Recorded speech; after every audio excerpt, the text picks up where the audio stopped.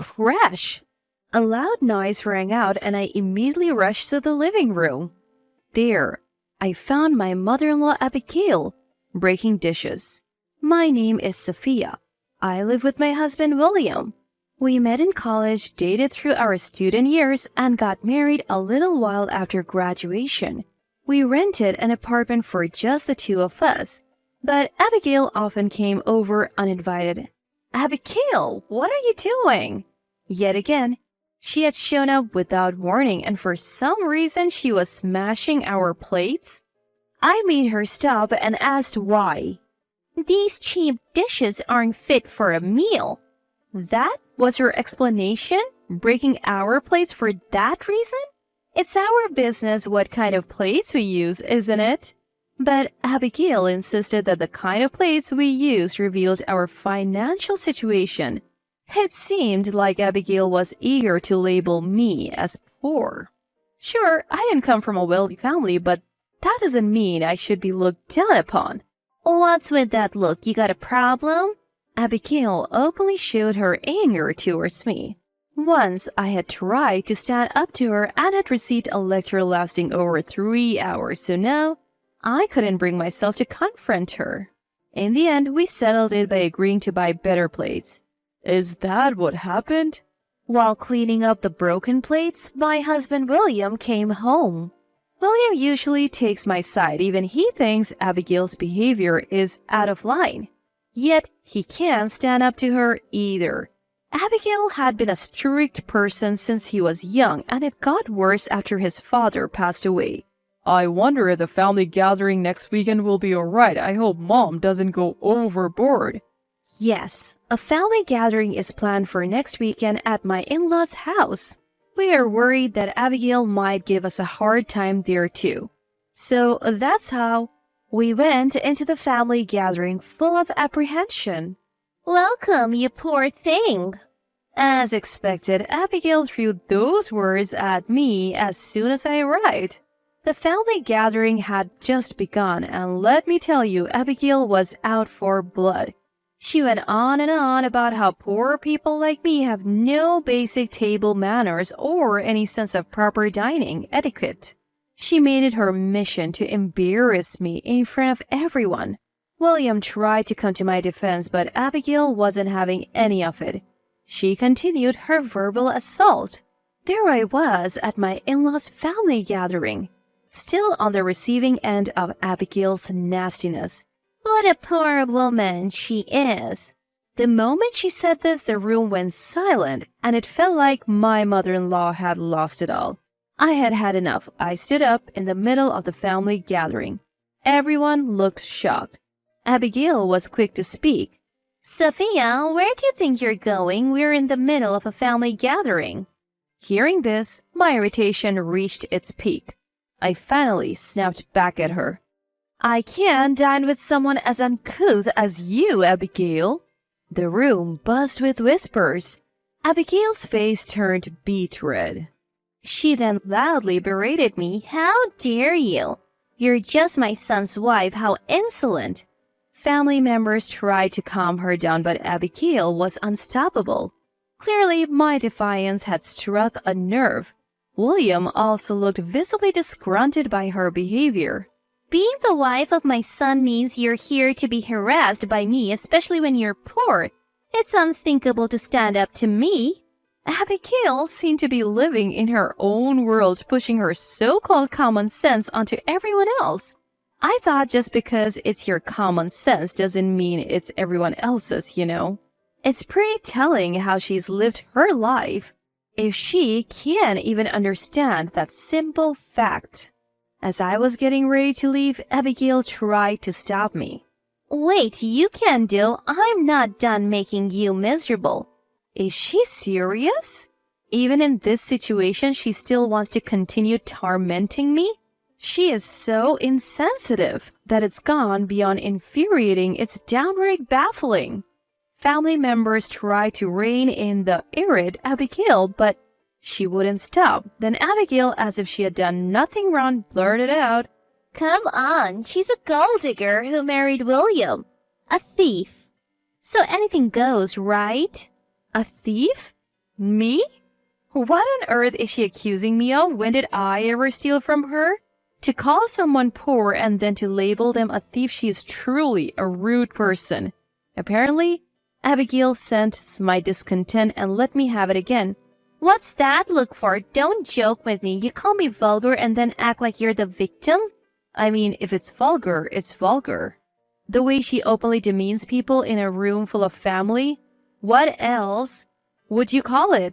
Even now, some of our relatives tried to calm Abigail down, but she showed no signs of stopping. In fact, she was berating those trying to stop her. It's no wonder the relatives are starting to get fed up. You, the poor one, give William back. You're the reason he left. As Abigail ranted, she seemed to increasingly blame me for her grievances. She seemed to think it's my fault that William left. Mom, that's an unfair accusation. William tried to refute her, but Abigail wasn't listening. You're being deceived by her. She's gonna take everything from you. If William himself is denying it and she's still not listening, then there is really nothing that can be done. Enough is enough. A loud voice cut through. I turned to see it was one of the relatives. They seemed quite angry that Abigail had ruined what was supposed to be a pleasant family gathering. Even after being scolded, Abigail wasn't backing down. Why am I the one getting blamed at? She's the bad one. This irrational grudge is getting tiresome. It's not like I did anything wrong. The relatives continued. By any logic, you're the one at fault for causing this chaos. Yeah, exactly. I felt comforted as more people began to side with me. Even Abigail seemed to start feeling cornered. What's wrong with you all? I'm not the bad one. Do you understand the pain of having your son taken away? But we have been saying it's not like that. Wouldn't clinging to your parents' home even in your 40s and 50s be more troubling? It's about time you understood that eventually everyone has to leave the nest. Finally, the relatives spoke in unison. Get out. You're ruining this. They tried to eject Abigail from the family gathering. I hadn't wanted it to go this far, but it seems they couldn't tolerate her ruining the long-awaited reunion. The look on everyone's faces was one of sheer anger. Certainly taken aback, Abigail started saying some unbelievable things. Enough already, William. Divorce this woman right away. Whoa, what? How did divorce suddenly become the topic? She's the one in the wrong, and yet she is directing malice towards us? She really should stop. It's because of a woman like her that everyone's mad at me. She's the root of all of this. She brings bad luck. Now she's calling me a bringer of bad luck. How many derogatory terms does she have in her vocabulary? I'm starting to get curious. But honestly, listening to any more of this will just make me angry. I have got to put a stop to this soon. Abigail, just give it up. You better leave before you make things worse. As soon as I said that, Abigail started yelling again.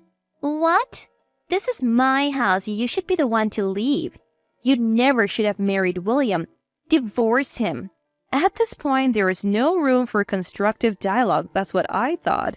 I really didn't want to do this, but I have no other option. After confirming with William and getting his permission, I revealed a secret to Abigail. All right, Abigail, I'm going to stop the monthly payments to your family. Are you okay with that? The room went dead silent for a moment. Huh? Finally, Abigail murmured, clearly not understanding what I was saying. What? The payment? Isn't that something William is handling? You have no right to interfere. Abigail seemed to be misunderstanding. The truth is, it was not William, but me, who had been sending money to the family each month. I own a couple of small businesses, you see. The profits from those are what I have been sending to you, but after today, I can't let your behavior slide, so the payments stop. Upon hearing this, Abigail's face quickly turned pale. Her face has gone from red to pale. She's having a busy day, isn't she? Wait, no one told me about this. You've been sending money? What about William's job? Turns out, Abigail didn't even know that William had quit his job a while back to focus on housework, focusing on harassing me. She didn't even know about her own son's situation. Beyond disbelief, it's just pitiful. Seems like Abigail realized she's in hot water and started asking William for help. William, do something, convince this woman. Abigail clung to William, but William pushed her away. Mom, you've been rude to Sophia, considering all that's happened. Isn't this kind of deserved? William seemed quite angry about how I had been treated until now. Perhaps hurt by her son's defiance, Abigail began to cry. Don't say that. Convince Sophia for me. No matter what she said, William's answer was no. He had already warned Abigail repeatedly not to mistreat me, but she never listened. Only asking for help when you are in a tight spot won't fly. Then Abigail started asking their relatives at the venue for help. Everyone, did you hear that? This strict daughter-in-law will stop sending me money. I won't be able to make ends meet. Isn't that awful? Desperate times call for desperate measures, it seems. It's a display of tenacity. However, just like William, the relatives said, it's your own fault, you're responsible, and didn't take Abigail's side. Abigail looked desperate, but she still had the energy to angrily retort. How cold-hearted!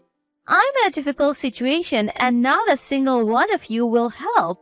It seems the relatives had something to say too. Abigail, did you ever help us when we were in trouble? Faced with that, Abigail was speechless. Apparently, she had never done such a thing. You even mocked us, let alone help. We have no intention of helping someone like that.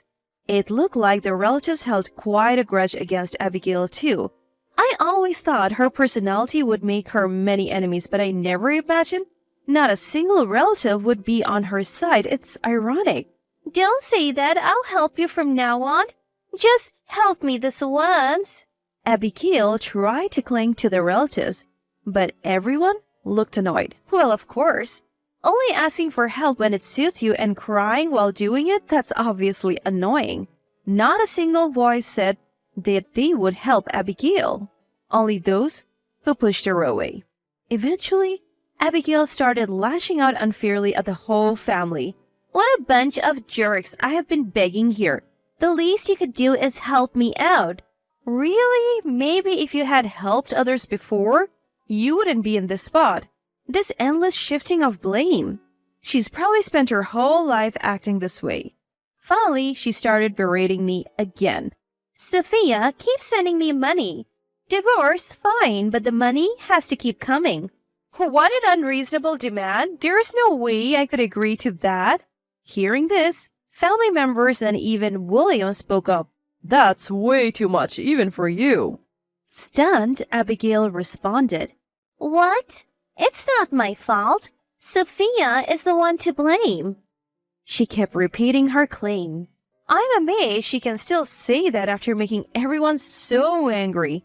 Soon, the atmosphere shifted towards kicking Abigail out. Cornered at the entrance, she protested. Wait, this is my house. Why should I be kicked out?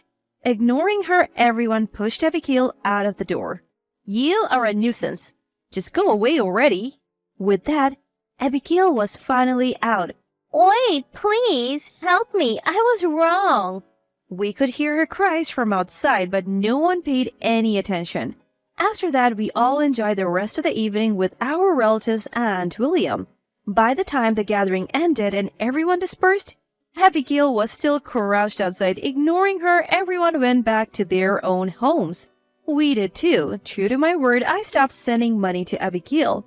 She was left scraping by on just spousal benefits, eating nothing but beans every day. It's a valuable lesson for someone who's acted so unreasonably her whole life. As for William and me, we upgraded from our small apartment to a nicer one and continued to live happily.